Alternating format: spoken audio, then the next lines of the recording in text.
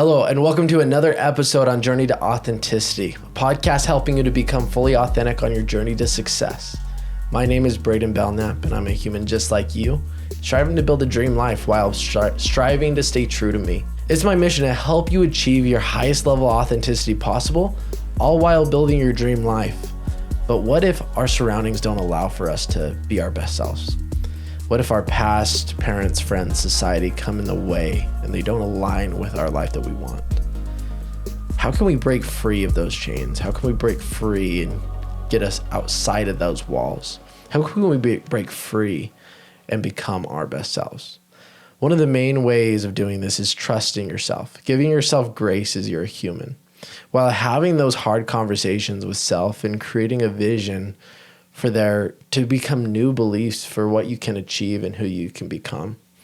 That's why we have our guest, Braiden Campbell, coming into today, as he has questioned his own life. He's questioned his value that he offers this world. He's questioned the light that he offers this world and the friends around him.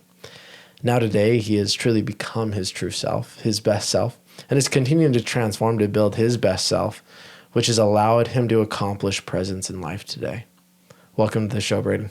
I am so grateful to have you on, and thanks so much for coming. No, thank you. The blessing's mine, honestly, to say the least. I feel blessed. I feel really, really blessed. So thank you. Being in the presence of Braden, I'm like, okay, yeah, we're cool people, man. I'm telling you. We got a good name. Absolutely. I can't say that about all Bradens, but a lot of them I can. That is actually the truth, too. I'm like, you don't deserve our name, man. Yeah, you should be Fred or Alfred or something. Or Brad. Yeah, or even Kyle. Absolutely. Well, thank you so much, man. And I'm really excited for this podcast. I know that we're going to shine a light on the world today. So absolutely we will. So you're the first podcast outside of my introduction to the new podcast Journey to Authenticity. Yeah. Well, hey, I feel honored, man. And I think rebranding is just so much more authentic. Like obviously it's in the name of it, but it's at the same time, it's just, I personally look at it as like, wow, all right.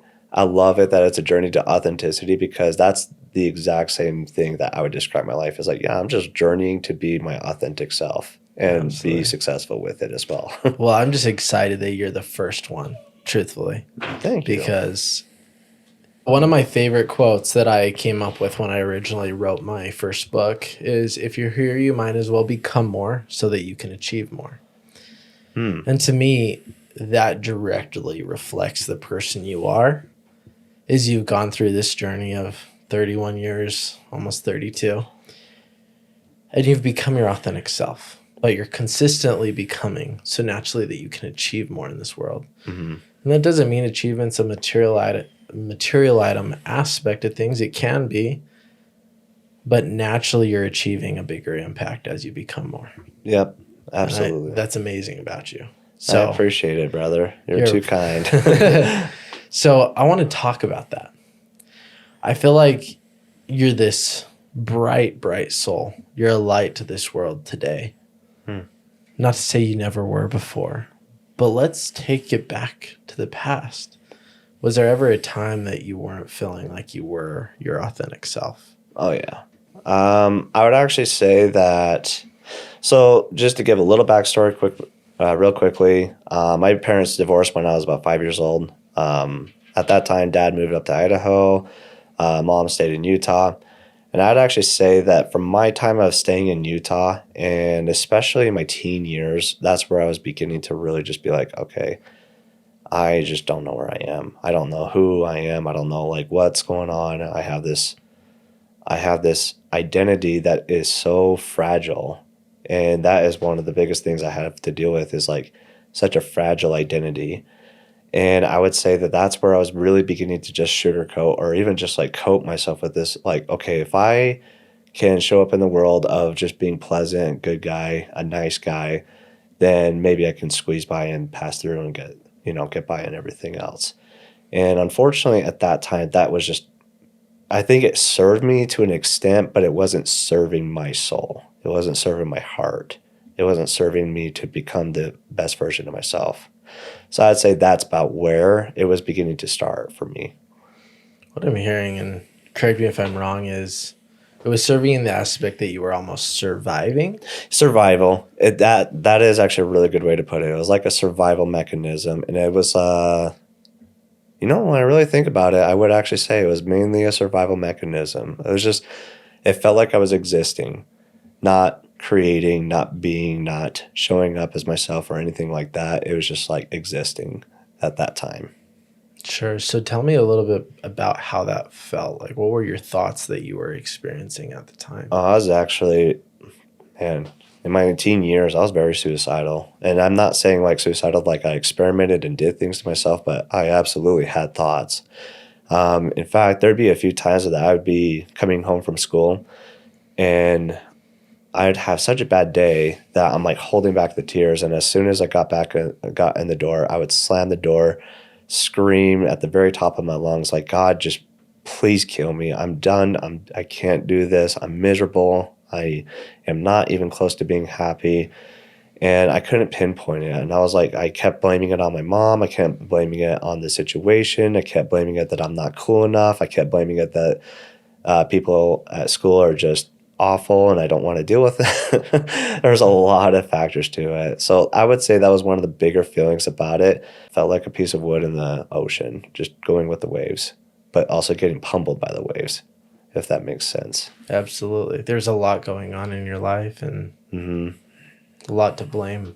It made it easy to have those thoughts and emotions, to say the least. Oh, yeah, it absolutely was.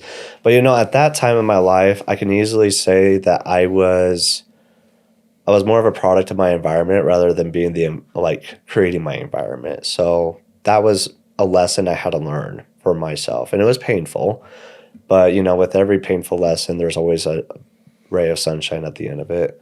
So I look back now at my age and just saying like, well, those were horrible. But at the end of the day, man, I'm so grateful I went through them because I learned, I heard a good quote that went like this: a bad day for you is a great day for your soul. And that was probably really good for my soul and for my ego at that time to really just keep it in check and understand myself a little bit more. Absolutely. And to be a little bit more vulnerable if you're open to it. Sure. When was the last time you thought about taking your own life? This year. And I say that because we can talk about that if you want to dive into it, but I had thoughts about it. So I haven't had those kind of thoughts in a very long time. I do know that when I lost my job this year, I felt like it was due to reasons that I did not agree with, and in no way, shape, or form did I ever want to be pinned as that kind of person. So I felt like my self-worth was just going down the drain. And then on top of that, when I moved back up to Idaho, I felt like I was moving backwards in my life. And so I began to even question my own value, which is ironic because I felt like this year has been the biggest breakthrough in understanding myself and understanding what my value is and who I truly am. You can ask me who I am and I can tell you exactly who I am. And I know who I am and I love who I am. But at that time, I just was comparing myself to the world. And sure. I was falling behind, or I felt like I was falling behind. But I will tell you, it was a couple friends who absolutely spoke to my heart to just make me realize like it's not worth it to think like that. It's not even close. And if I do pull myself out of this situation of life, it's not just hurting me, it's hurting so many people and thousands more. So I'm like, yeah, that's not worth it to think like that. So I didn't want to say it, but yeah, this year was one of the only times that it really popped up in my life was this year. I appreciate that vulnerability. Yeah, yeah, absolutely. So I want to ask on a positive note, who is Braiden Campbell? Well, I would say that he is an honorable, powerful, authentic, loving man of light. And through his authentic love, he empowers God's children to live life inspired. So with that kind of identity, that's the one that carries me forward to just say, like, if I just show up and I do my part, I don't know who does it, God, universe, some kind of infinite source. I believe in God personally. They are just impacting the people around me in the way that I need to impact them. So I don't know. It's very interesting. It's like if I can just show up even a little bit, it does so much for so many people. And it sounds conceited, but That's one of the gifts I've been able to acquire and find out about myself. And likewise, I've coming to find out that I truly love to be inspired by other people as well too. And I continuously get inspired by people on a day-to-day basis. Absolutely. So this is going to be a two-part question. Sure. You've obviously, life's life, man. We all have hard times, right? Right. We all fall in the pits. But to me, I hear two different situations. You were in teen years, not living authentic, and then this year you had a pitfall. Oh, yeah. What was the triggering point? We'll start with you, the when you were a teen, where you were like, you know what? I don't want to live life like this anymore. I want better. And then second part is, how did you experience that this year? You know, the biggest word that comes to mind for those two is comparison. Even in my teen years, I finally was, I believe I was beginning to compare myself. Who I thought were so-called friends that I knew from even my childhood were not my friends anymore because I wasn't cool enough for them. And that made me just feel like absolute shit for myself in the sense of like, okay, clearly I'm not living up to what these people are and who they are, so therefore I must not matter. And therefore, you know, I was just comparing. I was absolutely comparing myself. Or I'm not getting the girls like this guy, or I'm not able to do the sports like this guy, or I'm not able to do this like this person, right? Or I'm not able to have this kind of house, or not have this kind of family. I think it was especially families. I loved seeing a husband and wife together. That was one of the biggest things I loved. And so one of the common themes for this year was just I fell into that comparison trap. And I was falling into the comparison trap of like, well, geez, I'm at this age, but then this happened to me, and then this happened to me, or I'm not at this point in my life, or I'm not dating anybody, or I'm not married to anybody, and yet I have friends who already have 4 kids and, you know, all this other stuff. And I'm just like, okay, that's where it really triggers for me. And that's actually one of the biggest reasons. Like, I was really progressing forward with my Instagram, and it was going really well. But the problem was I was comparing myself. So that's why I've been staying away from it more often. Like, I check up on it, but even then I'm like, I don't really care to get involved with this, and I don't need it right now. You know, social media has its place, and I want to keep it in its place. I want to keep my heart in a good place as well too, if that makes sense. Choose you every damn time, dude. Yeah, right. Anybody listen, choose you every time. I think a lot of people actually resonate with that, and I'll tell you why. So a lot of the people that follow this podcast and listen in, they're generally entrepreneurs in their early 20s to late 20s. I had the opportunity to interview a little over 10 entrepreneurs in their 20s, some very successful, some scraping by. Right. Just like any entrepreneur, right? At their beginning stages. From the very successful to the very just barely beginning, every single one of them experienced that. The comparison. And am I enough? There's entrepreneurs in their 20s that I interviewed that are making over $300,000 a year, doing very great. I wish I was there. I'm not. Right. Right now. Right. Let's reword that. Yeah, there we go. Even them questioned whether they were enough and whether they were doing the right things for this world to be enough, to be accepted, to be loved. Or am I where I'm supposed to at? Why am I not further? So I appreciate you saying that, because I feel like a lot of people experience that. Well, and I think especially my generation, you know, unfortunately, I can't talk about the politics of it all and everything, but when it comes to my generation, I feel like we definitely got the short end of the stick with the participation trophies. I personally never got a participation trophy, so I knew about winning and losing, but I've heard about that. That's what my generation's all about, is participation trophies. And to a degree, I feel bad in the sense, because it's just like, wow, we got handed a deck of cards that just wasn't quite in our favor for the long term of success in our lives, right? We just expected a lot. But I am also noticing there's a lot of people who are waking up. There's a lot of great men and women out there who are beginning to tap into their purpose, tap into their potential, me being one of them. So that is awesome, right? So I at the end of the day, it's like, I think it's important to have the question if you are doing enough, because then it just allows your soul to start searching. And if your soul starts searching for that, it can find the answer as long as you're persistent and continuously looking for it, right? There is that great passage from the Bible, ask and ye shall receive.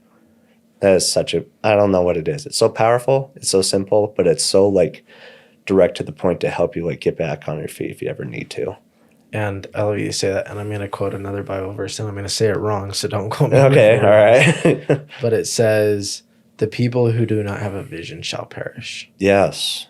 I know which one you're talking about. Can't remember the one, but I know which one you're talking about.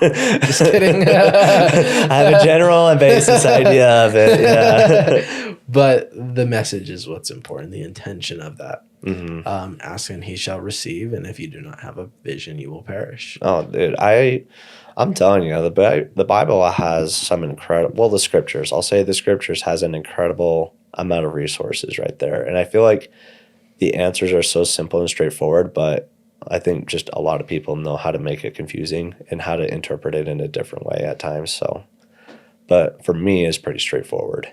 Absolutely. And I want to lead with this message, and then we'll kind of move on here from this conversation, is you're an individual. I'm an individual. Anybody watching this is an individual.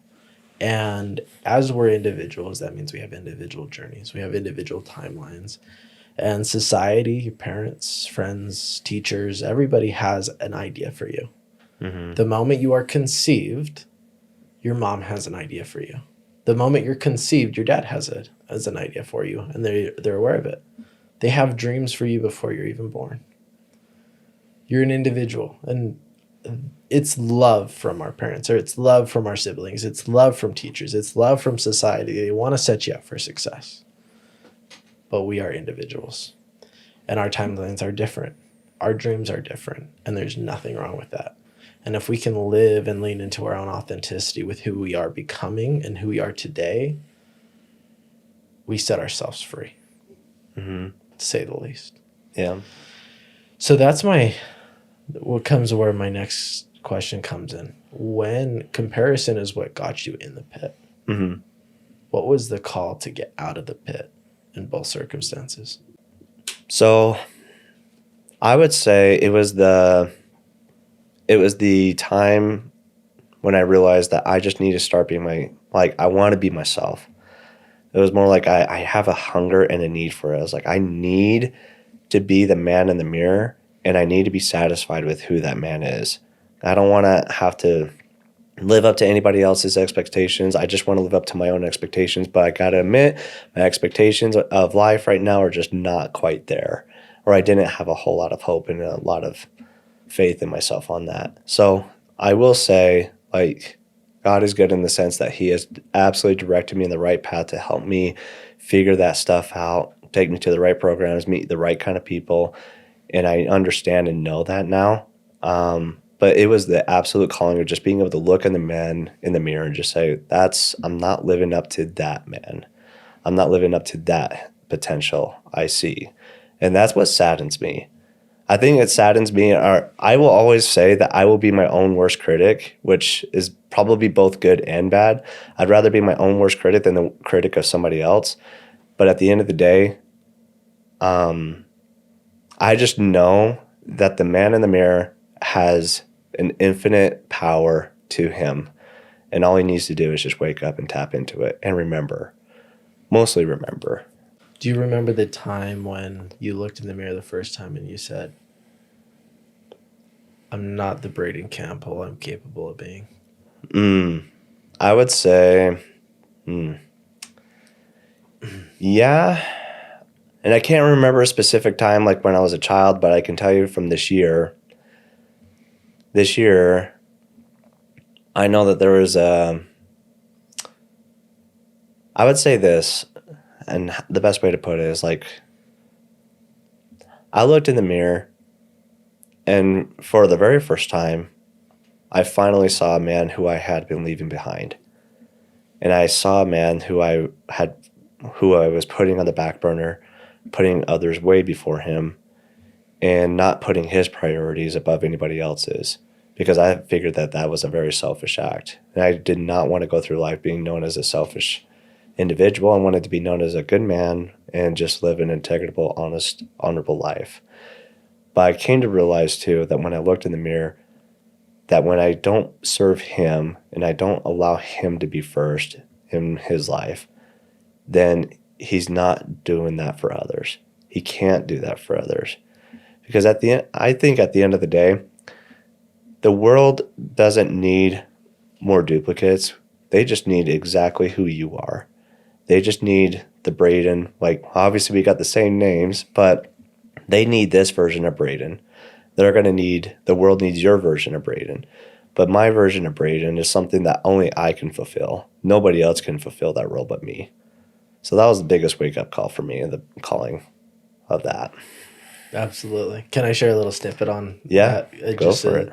Through my journey of being a transformational life coach. When I first started coaching, so I started in personal development when I was 16. That's when I really, 15 is when end of 15, early 16. So when I started to really change my life.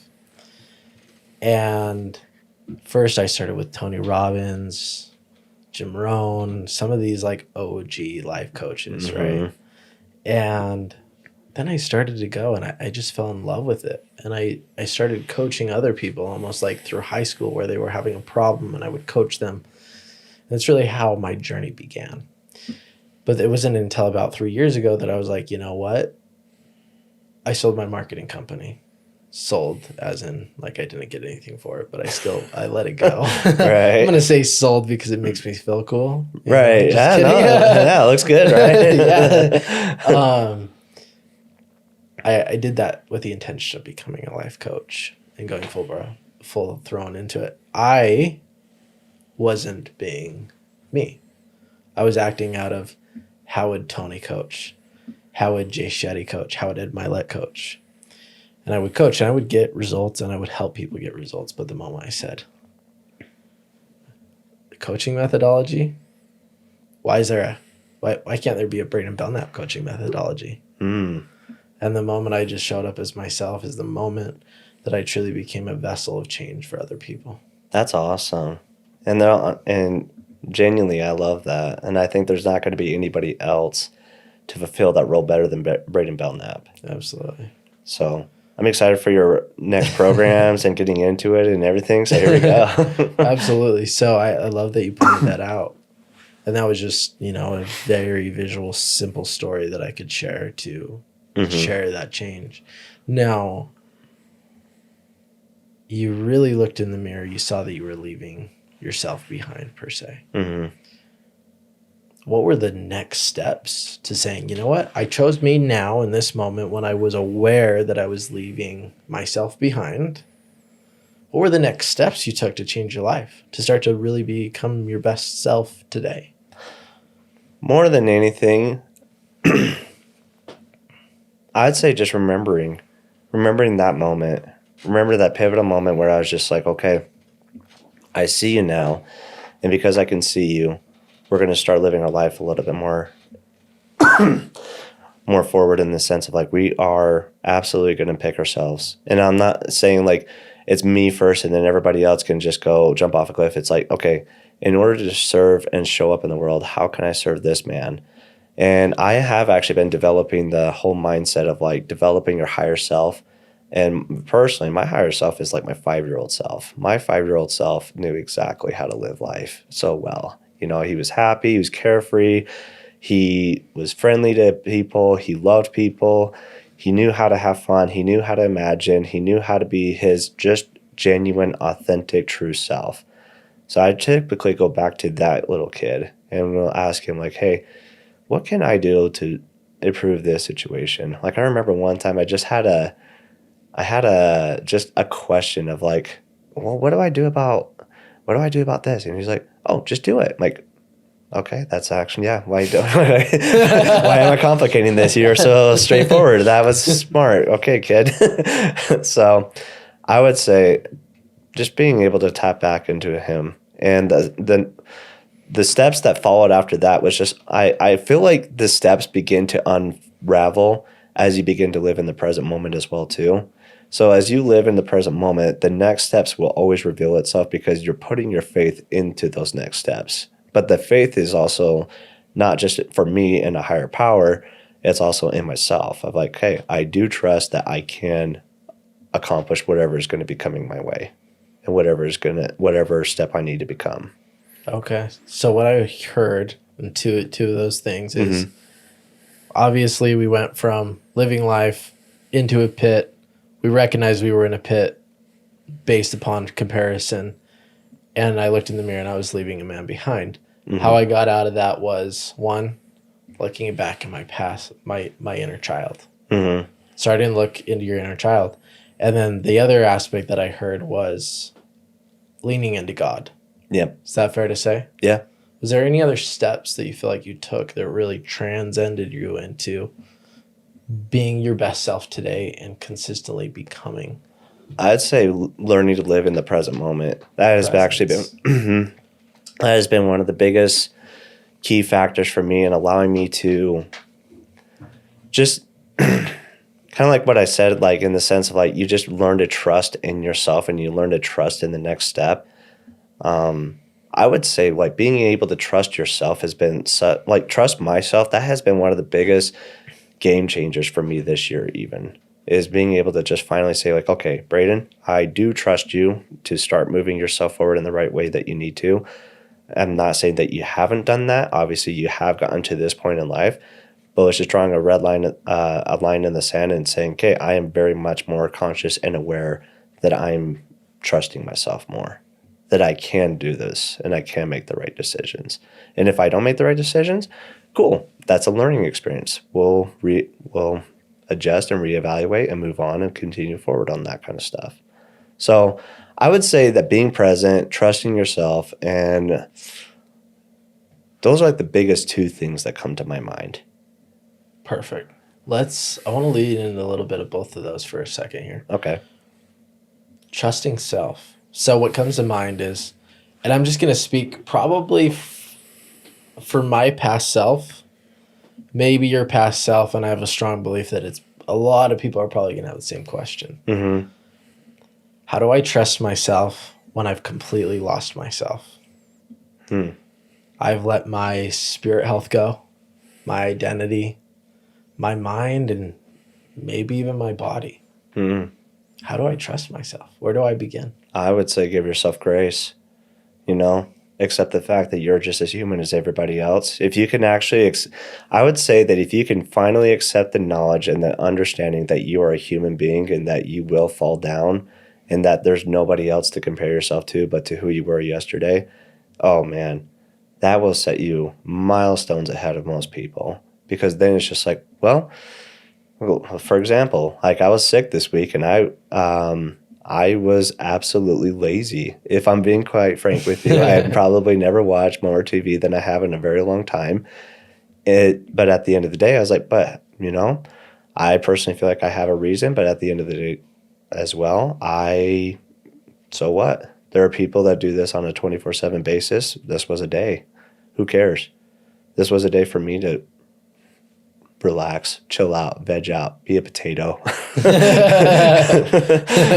So I think at the end of the day, one of the biggest breakthroughs is just understanding that your imperfections are actually just what makes you more like cheesy, but it makes you more beautiful. But I would say they're notifications. They're notifications to let you know, like, hey, so maybe your health isn't doing so well right now and you're not eating so well right now. So what can we do better on this? It's like, okay, you're right. Yeah, I noticed that. I could definitely start eating better and I will start doing this and this and this. So I would actually say that one of the biggest steps I'm beginning to take for myself is in life, we look at ourselves as the heroes, and technically speaking, we are the center of our own universes, right? So this is my movie, your movie is your movie, like your life is your movie. And that allows us to just play the main character of being the hero. But the problem is a lot of people typically make the villains to be other people, or they typically make it the government, the society, the school systems. Trust me, I'm a victim of all that kind of stuff as well too. I did the exact same thing. But I've learned that the biggest villain that you have is honestly just yourself. But here's the thing. Your villain is doing exactly what you ought to be doing with your life without any emotion. It is achieving and succeeding, acquiring, and is being the best version of you, because it's like, yeah, this is me. So it's like, oh man, okay, well, I don't want him to win. And because I don't want him to win, I'm going to go ahead and I'm going to read 20 extra minutes. I'm going to do 1 extra push-up, maybe just 2 extra push-ups. It's just out competing that villain self, if that makes sense. It's like you are the hero. Currently, your life is supposed to be hard, but your villain's the one that you're going to be going against. And that's who you should be going against. I think it just subconsciously allows you to go after that person in a positive light. Absolutely. So accept yourself. Yeah. Fully accept that you're human. Yes. Like, come on. Like, it's all good, man. We all eat Doritos. I still do. It's all good. As a kid, I could eat Oreos, Picky Sticks, donuts, and I wouldn't even feel bad about it. No, exactly. And at my age, I can actually eat a full bag of Doritos, and then I'm like, okay, I do feel that, actually. Yeah, right. That's funny. So accept yourself. Yeah. Step 1. And then step 2 is what I'm hearing, and we quoted this earlier, is get a vision. Yeah. Like, if you can't see where you're going, you're going to keep perishing. That's essentially what I'm hearing. Mm-hmm. Is that fair to say? That is fair to say. Yep. So, acceptance. I know this sounds, some people are actually going to ask the question, but how do I accept myself with where I'm at? Do you have any suggestions? Is it just looking myself in the mirror and say, I accept you for where you're at? Whoa. No, what does that because look like? I would say, and the reason why I say that is that you can't just do it, because if I were to go to the regular person, average Joe, or a person outside of these walls, I should say, and I were to say, hey, can you accept yourself? I'm sure a lot of them, if not 99% of them, would say, no, I can't accept myself for this. And it's like, well, that's a shame, because I see just who you are. I see you as a person who is just trying their very best in life. So why shouldn't you be able to do that? It was actually when I went to this coaching class, I was learning how to become a high performance coach, and went to this module 1. And I believe I'm putting it out there that I do want to go through to actually become a high performance coaching, because I thought it was really cool. But the one thing that I thought was so unique is that you will always look at people as their best selves. You will look at them as like their ultimate best selves. So if you can do that for other people, why could you not do that for yourself? But the reason why I say you can't just accept it is because, well, one, I think you need to have a clear, truth, harsh reality check of who you are not. Once you can understand who you are not, that sets the groundwork and the rock bottom for you to allow you to say, now I can understand who I truly am on the inside. That's why I say so confidently, I am an honorable, powerful, authentic, loving man of light. But I also learned I was a very fragile and very sensitive and very people-pleasing kind of man. So that was who I thought I was, but it turned out to be, it's not even close to who I was. And that's not who I needed to be. The who I needed to be is that contract right there of who I really am. So I would say, if you went outside these walls and try to say, hey, can you accept yourself? Most people would say no. And it's like, that's perfect. Why? And they could actually list off like, oh, because of this and this. But obviously, energy doesn't lie. You can pick up on a few things and you can give them some good feedback about that. And once a person has a desire to want to learn who they are, then they can absolutely come to accept themselves. But it's a choice. It's always going to be a choice. Isn't that crazy? Yeah. Oh, yeah. Choices. Let me tell you. They always come and they will either bite you in the butt or they will help you, man. One of two ways. One of two ways. There's always a choice. So, learning who you are not. What's that process look like? If there was a step-by-step process. Yeah. And I know you probably just did it subconsciously, or maybe you did it intentionally. I don't know. But what did that look like for you? Mine came through the training program. And I agreed to the fact that I was willing to accept some feedback. And within talking to people and just being able to express myself, like within 10 to 20 seconds, people would give me feedback. And some of the feedback that I got, I could not believe. Like, it hurt. And because it hurt, obviously we know that that's the truth. And when you hear the truth for yourself of who you're not, you're just like, okay, Or actually, it was more like it was the truth because that's who I was, but that's not who I wanted to be. And it's such a beautiful, yet confusing, yet complicatedly just authentic process where it allows you to say like, okay, I now understand who I have been showing up as with my walls. And because I can see that, now I'm aware what I can actually start working on. Now I'm aware of who I can start becoming and what walls I need to tear down. And I think once you can actually start tearing down your walls, you are allowing some good sunshine to come into your life so you can actually allow yourself to just flourish in the roots that you're in. And the sun can definitely allow you to grow on that. I love that. So shed light on those walls. For the listeners, kind of what I'm hearing is, as far as a good stepping stone is, maybe that's a program like yourself, going and finding a program. Mm-hmm. Or option 2 is just sitting down and having that hard conversation with self. Yeah. Is, who have I been that I'm not, that isn't the true me? Who is that? Maybe you go to a friend group and saying, hey, what's all of the bad things that you don't like about me? Yeah. Maybe in a different question, but finding community as well to shine light on, hey, what areas can I grow in?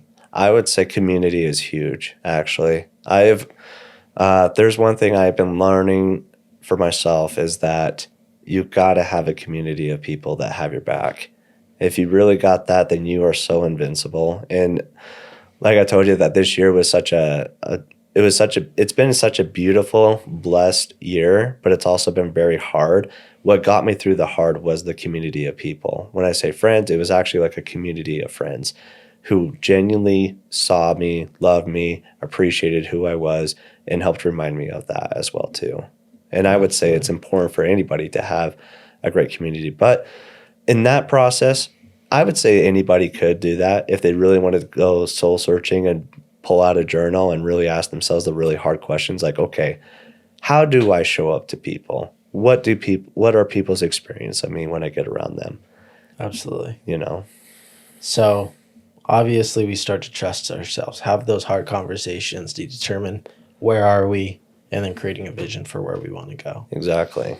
If you need help creating a vision, let me know. You can DM me. Right. But or I'm sure Braden could definitely help you with that as well. I'd love to help anybody.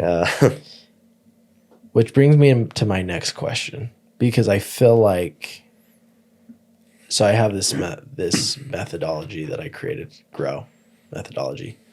G stands for grasp, understand the problems, the awareness. It's like having that hard conversation with self of, who have I been and who do I want to be? Mm-hmm. R is realize. You're realizing the pain of where you're at, and if you keep where you're at, and realizing the pleasure and the beauty of transforming. O is overcome, and W is win. And I feel like presence and being present goes with overcome and win. Mm-hmm. But the question that I feel like a lot of people are going to have is, again, okay, I've lost myself. I lost my health in spirit, mind, body. I have no confidence. Maybe there's some people out there listening to this that have also had thoughts of taking their own lives. Mm-hmm. I feel like that's a fair statement. A lot of people do. Let's say they had the hard conversation with self. Let's say they create their vision. Now it comes down to presence, but also I feel like it comes down to, I haven't showed up for myself before. I don't have the confidence to show up for myself today. Mm-hmm. How does one person stay present while also having the confidence to show up? Have the confidence to stay present, but also the confidence to show up, right? Confidence to stay present in the moment. Like, I enjoy this moment and being present with you in this conversation, but also the confidence to show up. And let me ask you a little bit further. What do you mean by show up? Like, what's your definition of show up? Like, let's say somebody has a bad habit. Okay. And that's what's causing them to not be their best selves. And it's also holding them back from the results that they want. They know they want that result. They have a vision, They know they don't want to keep with this bad habit, but they're not being present because whenever they start to, let's say, do the right work, they start to think about that bad habit. They just want to go do that bad habit. So they're not being present. They're not fully showing up. How does one start to get there to where they can be present and show up fully? Let the past self go. Well, I definitely say there's a lot of numerous ways to be doing that. When it comes to techniques, well, I definitely say that you'd want to talk to this guy, Braden, to really help you understand where you need to stand on that kind of stuff. So I got you on that one. But if anybody was in that dire situation, if they're hearing my voice and they're asking themselves, okay, how can I actually do that? I would say you must remember who you really are. Like, whose are you really? And you maybe got to ask yourself that. And maybe you're not a religious person at all, but ask yourself this, like, what's the coincidence of us being here together on this earth? And what is a coincidence that we have an earth that is just this many miles away from the sun, and we're not getting burned up, but we're not freezing to death. We have an ozone layer. What are the chances that I was born in this particular neighborhood? What are the chances I was born in this particular body?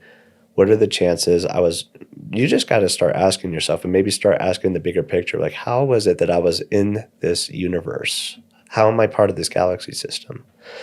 I believe that when you can actually pull yourself out of the situation more, you're not only making the picture smaller, but you're allowing yourself to see a broader perspective. It's like, maybe you're just a speck of dust. Maybe you really are. But at the end of the day, I think you're still a big, important factor for somebody. You're still a highlight of somebody's life. There's some people that believe in this world that if they were to go away, that they would not matter. I'm like, well, unless you're an absolute jerk and you self-isolate and you don't care to address these kind of things and you don't want to become a better person, I think anybody has the potential to absolutely become the best version of themselves if they can unfocus the harsh reality and start refocusing on what's beautiful and start refocusing on like the broader picture of who they really are. I know that's a little bit out there, but that's the best answer that could come to my heart for that one. I actually really like this. I'll tell you why. Whoever you believe you are is who you will be. If you believe you're an asshole, you're going to be an asshole. Absolutely. if you believe you're a nice guy, you're going to be a nice guy. If you believe you're an accountable person that works really hard, that shows up 100%, whether you feel like it or not, that's what you're going to be.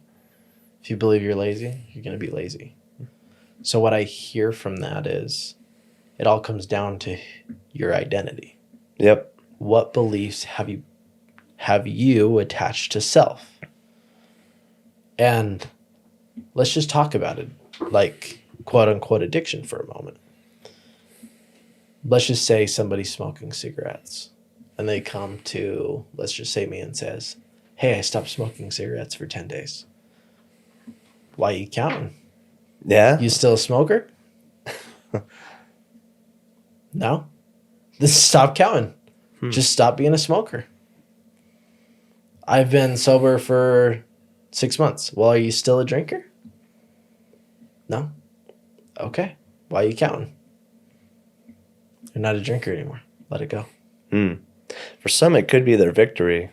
It could be their victory steps, which I can understand that. Sure. But I'm there with you, though, too. It's like, so where's the identity right there? Where do you identify yourself? Are you saying like, oh, I'm sober from alcohol? It's like, well, okay, so I hear sober, alcohol. So are you an alcoholic? Like, let's pay attention to those little words right there. And I would say, I personally wouldn't know how to reframe. The person knows how to reframe. But for me, if I were to say, hey, I was able to stay away from alcohol for 10 days, it's like, you know what? I'm not an alcoholic. I'm healthy. I drink healthy. I think healthy. And I hang out with the right kind of people who will promote me to be healthy as well, too. So, yeah, I definitely agree with that. It's a good from Atomic Habits, I believe. Yeah, I really love the identification shift on that kind of stuff. it simply comes down to identity. And I feel like I love how you tied that into God, though. And that's what I love. Don't get me wrong, these podcasts are for these guys, but this, like, you got me thinking as well there, is that we are a bigger picture. And whether you believe it or not, you're either being a part of that bigger picture or you're drawing over the bigger picture in a not so great way. Yep. And that the only really way to, as far as I'm concerned, to ruin that bigger picture is if you know that you're doing wrong and you're hurting other people. Well, and on top of that, and I just thought of a song. Are you familiar with a song called "One More Light" from Linkin Park? Right. So my cousin passed away right around the same time that Linkin Park's singer committed suicide. And so that song just pierces my heart. Really? That's such a beautiful song. And I love that. I love the main chorus where it says, "Who cares if one more light goes out in the sky of a million stars? It flickers, flickers. Who cares when someone's time runs out? If a moment is all we are? Or quicker, quicker. Who cares if one more light goes out? Well, I do." And so many of us, there's a lot of people who are in that dark spot where they just don't feel like that they do matter. And I've been there. And that's why on the other end of the tunnel, when I'm speaking as a person who has actually been able to get out on the other side of the tunnel. And I love that song because it just genuinely reminds me, it's just like, hey, whether I believe it or not, I know that my presence, my existence matters. It matters to my family, matters to my cute nieces and nephews, especially matters to them. Ooh, I can get a little emotional if I think about it too much. So, yeah, I just know that there are so much more people who are pulling for you and rooting for your success, even if it's just one person. But is one person just not important enough for you to want to live a little bit more and find that identity? Because at the end of the day, the world just needs who you are meant to be. There is only one you. Rise up to be that one you, and you can always achieve what you want to achieve, in my opinion, at least. Absolutely. And I agree with that chorus 100%. I listen to this song at least once a week without fail. Yeah. And it hits home. And I would agree that the world needs each one of us. Mm-hmm. And we can get bogged down with personal development and in this conversation of, how do we trust ourselves? How do we be present? And it's very true that if you have the hard conversation, if you create a vision for yourself and you really start to attach solid beliefs to who you are as an individual, you'll start to show up. But if we just look past that for a moment and we look at each individual, we are a light. And to the people that I know that have committed suicide, they all hold a special place in my heart. Mm-hmm. I don't know if they really saw their true power in how they offered me and what they offered me in my life. And so I would just encourage everybody to reach out. Let your friends know what they do for you in your life. Let them know that you're there for them and how they have supported you and all the good that they offer. Mm-hmm. Because you seeing somebody may just be the difference maker of them seeing their light or not. Yep. As a matter of fact, it's funny because those exact same words were one of the words that one of my close friends, she essentially told me that. She essentially said, "Braden, you don't..."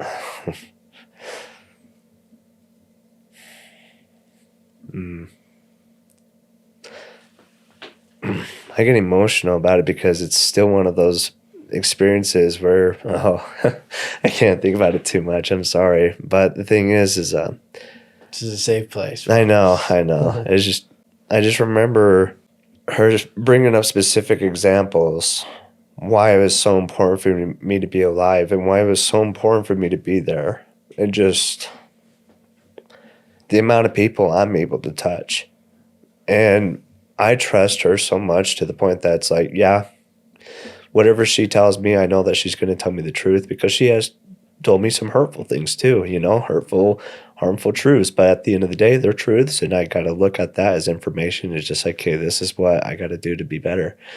But I will tell you, hers speaking those kind of words, it just made me, those were some of the words that woke me up to be like, okay, I got to get my act together. I got to be who I'm meant to be. And I got to stay in my own lane. And my own lane is, it's here. I don't need to be anybody else. I just need to be here.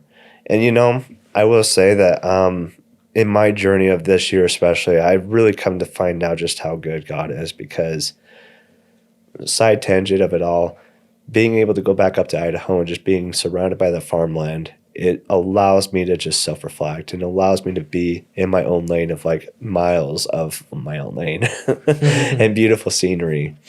And so I don't know. For me, if anybody were to say like, I'm in that pit of despair, what do I do? What do I do? I would easily and most certainly tell them just, don't you quit. Don't you dare quit on me. Don't you quit on yourself, though. That's the biggest person you should never quit on. Because even if I don't know you, I really loved what you said. Everybody is a light. And if you pull yourself out of this, then what light are you taking away from this world? Because every bit of those stars are just as beautiful. And maybe you don't recognize one star going out, but trust me on this. There's some people around you and some force, some energy that you are disturbing, but pulling yourself out of it. So it's important to just hold on just a little bit more. And I would actually say to the listeners, just if nobody believes in you, just know I do. I don't know you. I don't know what your journey is all about, but I do. And I know that you do as well, too. You believe in so many people. I think that's what makes us such powerful individuals, is that without even knowing who people are, we just know how to see deeply through them and transcendently through them, just to say like, oh, I know exactly who you are. It just hurts me that you don't. Absolutely. Yeah. Sorry, you hit some emotional spots right there, man. It's a good thing. And that means, for emotional, that means the other people are feeling it as well.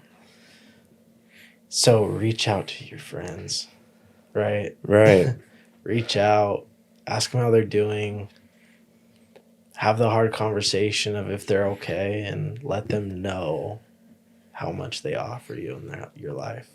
And more importantly, like, if you're in a good spot where I would say if you're in a good spot, reach out to your friends. But if you're in that hard spot, that's where I just admonish you, just like, please just hold on a little bit longer and believe that that there's something greater.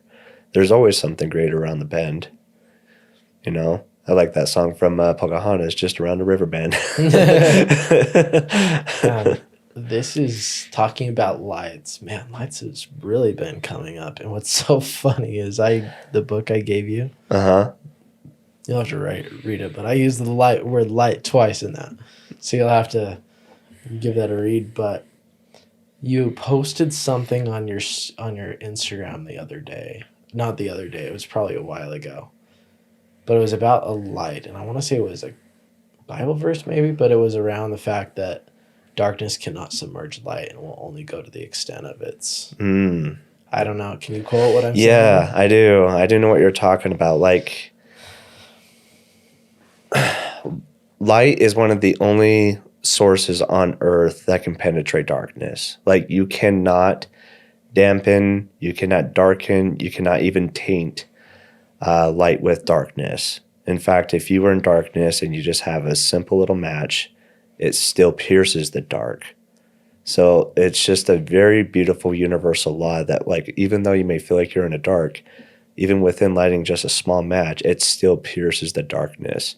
It still provides somewhat of a vision and still somewhat of a glimmer of hope. And it will always forever pierce darkness. Absolutely. So to say the least, that if you're in the dark place right now, if you can just pull out one match, just see your next step, it's enough to get through the darkness. It's always enough for the next step on that one. And I would just say, like, isn't that a beautiful physics lesson right there. It's just, there's no way you can cut out light. Sure, you can blow out the match, but guess what? If you light the match, there's the light. It'll always be there. Absolutely. I must say, though, from an outside perspective, this year I didn't recognize how your struggle that you went through this year. And I would watch your Instagram and it would feed my soul. Like, you were a light in my life this year when we didn't even know each other in person yet. Right. So I do want to say that even though you almost lost that darkness, not quite, or almost lost the light, but not quite, you were a light for me, and I have no doubt you were a light for a lot of other people. I appreciate it. And, you know, thank you, I know. And I know now, seeing myself at the other end of the tunnel, obviously I know that there might be other, furthermore tunnels to go through and other mountains to climb. But at this stage of my life, I can I can clearly look back and say, well, that was interesting. But, man, I'm glad I got through that. But I'll tell you, there were a few people on the mountaintop who had to lift me up on a few ledges that I was barely holding on to. I never have been the one that would probably take action, but you know those thoughts. Those thoughts Absolutely. of darkness are just, they're horrible. Absolutely. They absolutely are horrible. But I will say that's where it's just important to make sure you reach up. Reach up to somebody. Reach out to you. I know that you have a very good soft spot and a tender heart for a lot of people that just really want to pull them out of their despair and enlighten them with their just absolute gifts and their beauty, just their beauty about them. I appreciate that, man. Yeah. Thank you so much I could talk to you for hours. I could keep going on for you for hours. Yeah, no, So thank you so much for coming on. Is there anything that you would like, any last messages that you would like to offer the audience? I would say any last messages would just be true to yourself. And like I said, at the end of the day, there's not anybody in this world that could fill the shoes better than you can. You know, mine are size 11 and a half, but guess what? I'm flat-footed and I fill those puppies up better than anybody else, right? And I show up as my authentic self. And I would say that just continue forward. And if you're seeking to become the better version of yourself, do so without losing your soul. And I say that in the sense of never lose sight of who you genuinely are and what authenticity you can provide to other people. So that's my final parting message. And and on top of that, just know that I love you, I believe in you, I see you, and you got this. Absolutely. And last question, a question that I plan to ask everybody is, what's your definition of authenticity? It's being able to own your vulnerabilities and your insecurities, but taking full ownership of becoming the best version. It's owning up to who you truly are without holding back any shame. Just you are you, and that is awesome. Be your absolute self. I love it. Thank you again for listening to the Journey to Authenticity show. If you like what you heard, please subscribe and leave a review, as it helps me get better guests on the show, which allows me to create a much more transformational podcast. With that in mind, thank you so much for tuning in. You guys have a wonderful rest of your day.